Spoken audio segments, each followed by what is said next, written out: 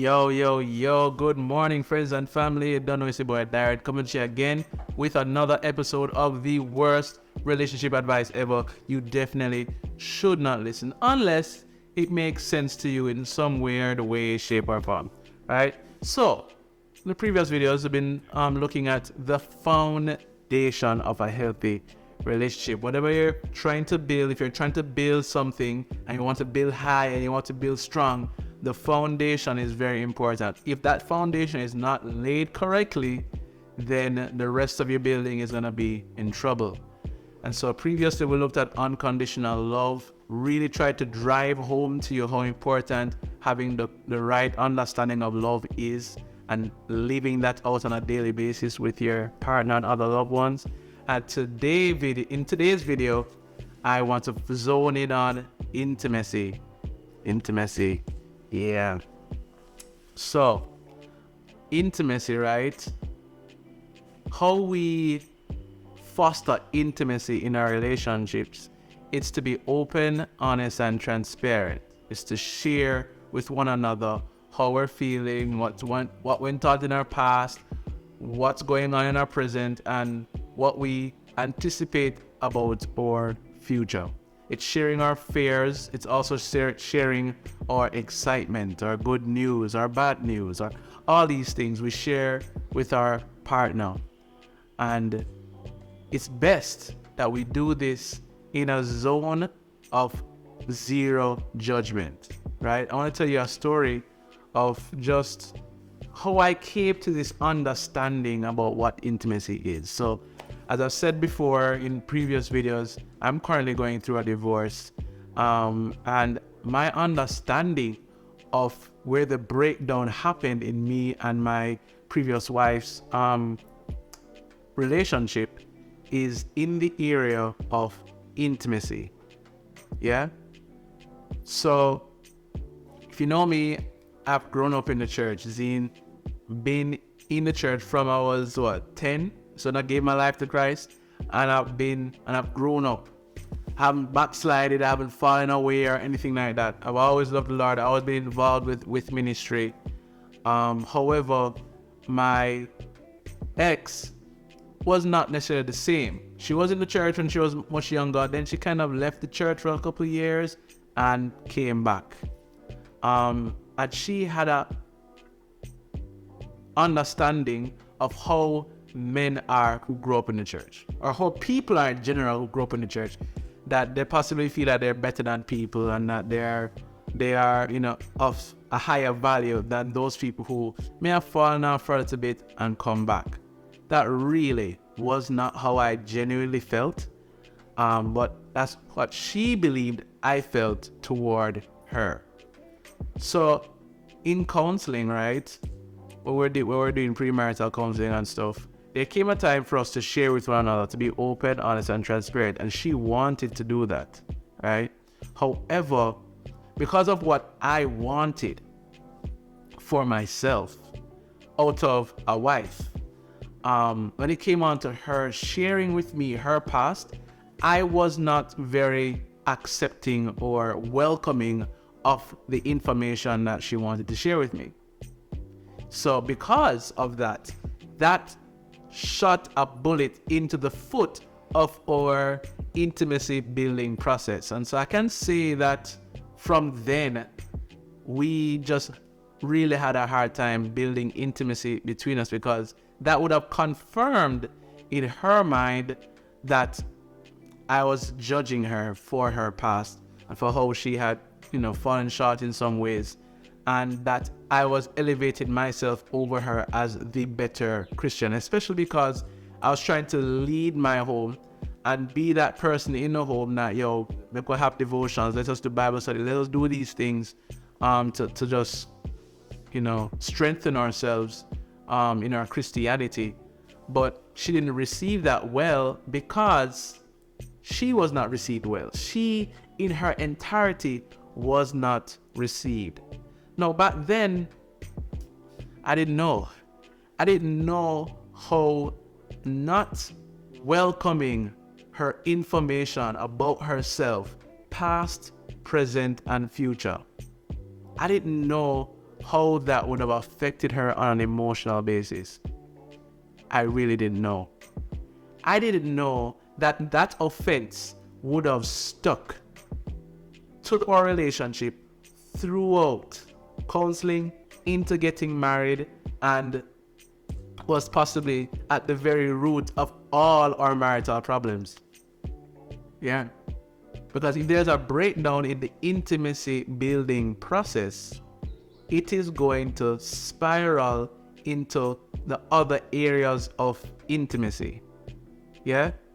Including sexual intimacy. You know?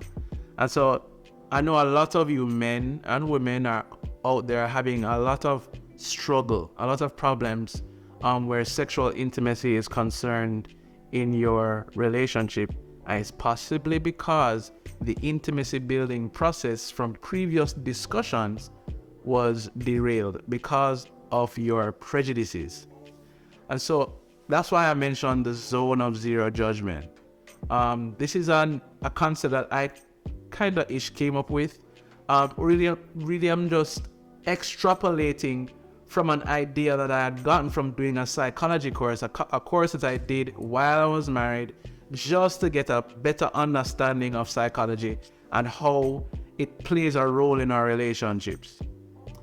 And so while doing that course, I learned about this man named Carl Rogers. He's a psychologist, and he is the one that put forth this idea of unconditional positive regard.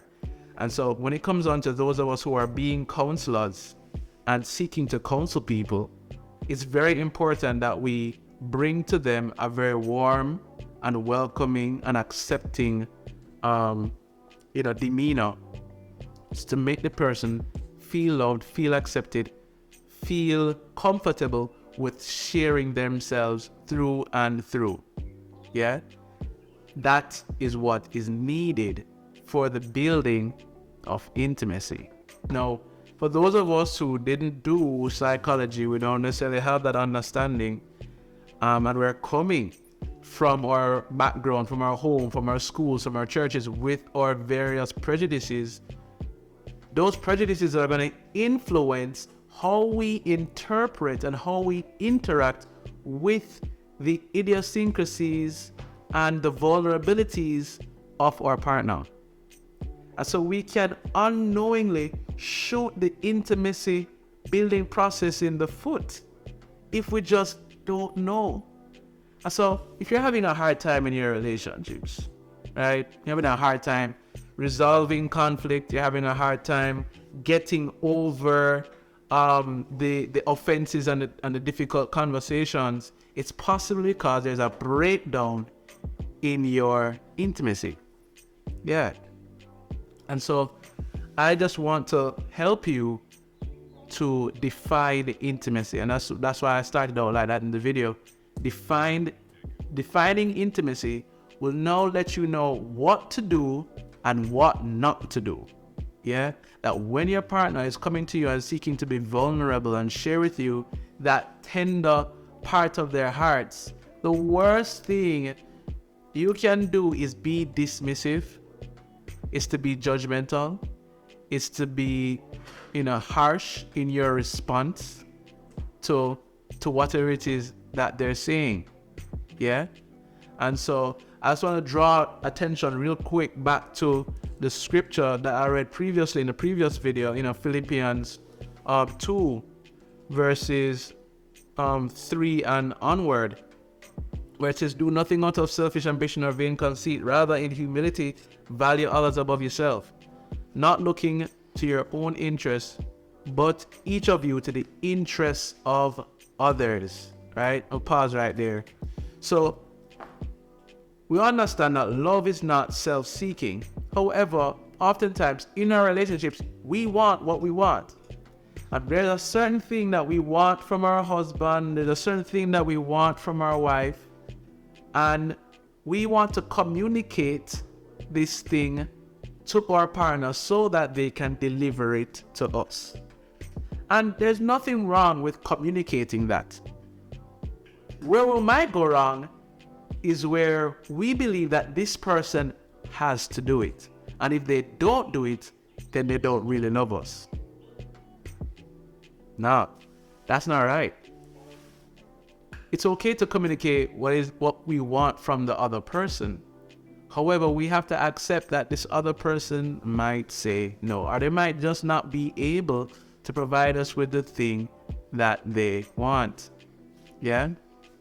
And so when it comes on to the intimacy building process, they may be sharing with us themselves, and what they're sharing is not what we want. But it's not about what you want at this point. It's about what is. What is reality? What is their reality? And can we be accepting of their reality? Can we love them regardless of their reality? Because that's what true love is. Love is not because the person does something. It's not because he has money. It's not because she is gorgeous and look like Beyonce. It's not because he is really smart. It's not because she sings on the choir. Rather, it is in spite of the differences, in spite of the failures, in spite of the darkness that may exist in a person's life. When we can extend grace and mercy to a person who is sharing with us their hearts, sharing with us their story, sharing that, hey, I've done some stuff, I've made some mistakes, I've done some pretty bad things. However, this was my intention. Oftentimes we do things that are not necessarily good. We do a lot of sinful things. However, our intentions may have been pure. And our partner really wants us to believe the best about them.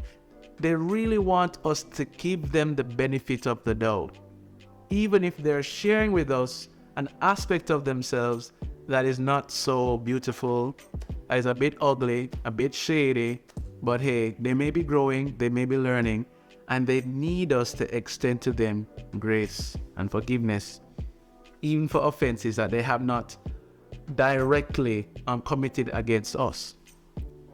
And that's very important for building intimacy. You will be surprised how much easier the sexual intimacy flows after a conversation where both of you are able to just let it all out and be accepted for who you are. You know, just think about it, or just try it. Try it in your relationship. Just have a time where you get together with your partner and say, hey, let us enter the zone of zero judgment. Now, where no matter what is being said, I'm going to listen to you. I'm going to listen to your explanations, but listen to your reasons, and I'm going to respond to you in a positive and affirming manner. Just do it. Do it and comment down below the effect that it has on your intimacy building process. Yeah? Now, when you give your partner the benefit of the doubt and your intimacy building process is going and it's strong, this is going to spiral over into conflict resolution. Because where intimacy is strong, trust is also strong. And if trust is strong, it is easier for you to give your partner the benefit of the doubt. So that even when they commit an offense, because you believe in them and their character, you know that the offense was not deliberate. And it now becomes easier for you to forgive. You can now forgive more quickly. You can resolve the conflict more quickly. The cycle can continue, that cycle that I mentioned before. Right? But where there's a breakdown in intimacy, there's a breakdown in trust. And where there's a breakdown in trust, resolving conflict now becomes next to impossible. And that is what is killing most relationships. Yeah. You go from the lovey-dovey phase to the miscommunication and misunderstandings to the conflict, and you get stuck right here. Conflict. And they start piling up on each other, and the resentment and the contempt and the stonewalling, and all that is happening right here. You never get past it to the resolution. I'm back to the happy-go-lucky times. And so if you guys can just work on your intimacy, man, building intimacy in your relationship through just being open and honest at all times. Try your very best not to lie.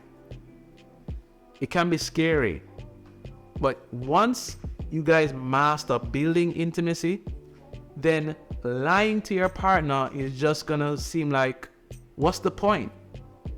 There's no reason to lie because you're not going to be punished for telling the truth. Tell the truth. Confess that you did not flush the toilet. Confess that you forgot to wash the car, you forgot to pick up the child from school. Confess that you had an affair before the person has to find out about it. Confess. Because the confession is a lot more easier to forgive than if you try to sweep it under the rug, you try to hide it, and the person ends up finding out about it. That will have a lot more damaging effect on the intimacy of the relationship than anything else. So be honest at all times. The main reason why we lie is because we fear the consequences. We fear hurting the person. We fear how the person's perception of us will change if we tell them that we did this bad thing, that we failed in this way. And so that's why I encourage you guys to lower your expectations and make it easy for your partner to come to you with their fears, with their failures, because they are human just like you. They're prone to failure just like you. Do not elevate yourself to be this perfect person, prim and proper. You know, I always put back the thing where I found it. I never leave things out of place, and you should be the same way. Please try not to be that way. But be gracious toward the differences of your partner. The more gracious you are, the more likely they are to tell you the truth, because they know that they don't have to fear your judgment. They don't have to fear your condemnation, because it's just not going to happen. Yeah. Jesus said that we should love one another as he has loved us. And we know that we can go to Christ and tell him anything, and he is gracious and willing to forgive us our faults. And we should do the same for our partners. Yeah? That's it from me today, guys. Enough love and respect to you and your family. Definitely seek to build intimacy with your partner today. Just have a candid and transparent conversation about your past, your present, and your future. And just ensure that judgment does not enter that space. Yeah? Blessings. Big up yourself. I'll see you next time on the next episode. Respect.